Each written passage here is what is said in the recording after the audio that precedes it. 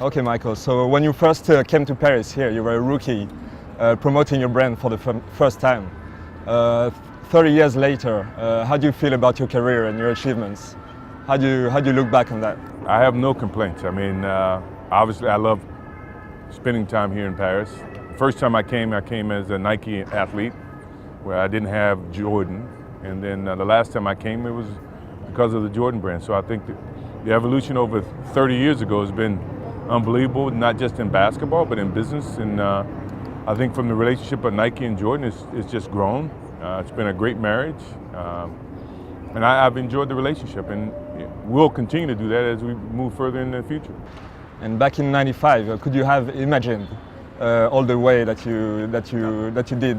No, we could have never imagined this. It happened, and things like that happen when you least expect it. You just put in the work and you build the relationships, and you enjoy the relationship, and the communication is strong and great. And here we are, 30 years later, and the thing is still going strong. Now you're an owner of the NBA team, obviously.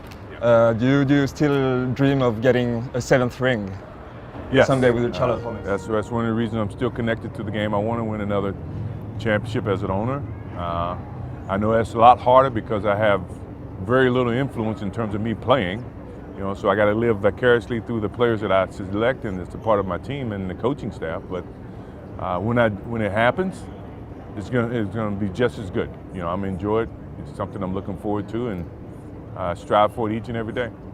And what's the hardest, being an owner of a team or leading the Chicago Bulls on the pitch? Being an owner of a team.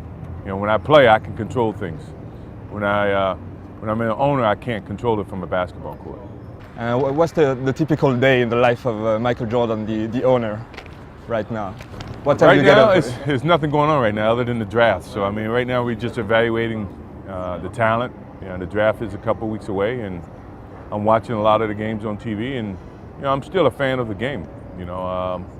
But I got a lot of other businesses. Obviously, the Jordan brand that keeps me busy as well, and designing shoes and getting involved in the business that way. But right now, my life I can't complain. I have 2 young twins, and my older kids are grown and part of all the businesses that I'm involved in, and we communicate about that, and it's great for me right now. And how close from your team and your players are you at the Charlotte Hornets? Do you go, for example, training with them or stuff like that? Or I go watch them, but I don't get down and play with them. I used to. I'm too old for that now, but I watch, from upstairs or give my advice whenever they ask for it, and but I'm still involved in the game, which is where I want to be.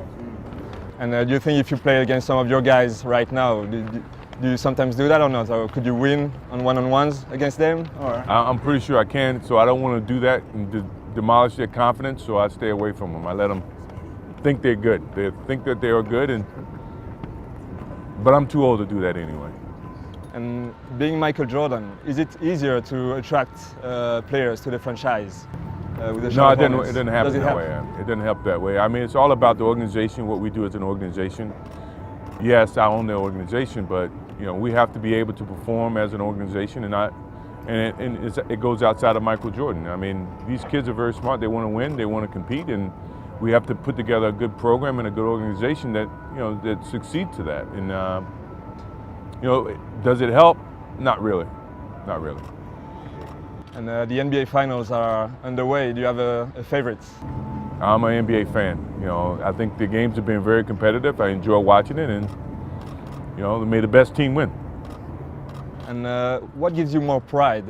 Is it being the first player to become an owner of a team in the NBA, or being the first athlete to reach the billionaire mark?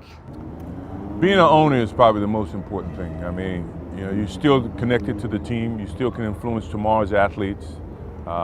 And the thing is, I don't do this to make money. I do it because I love the game.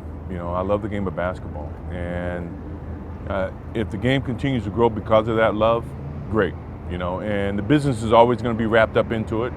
But that doesn't drive me. I love the game of basketball. And obviously you're here for the brand, Jordan brand, which is very, very successful.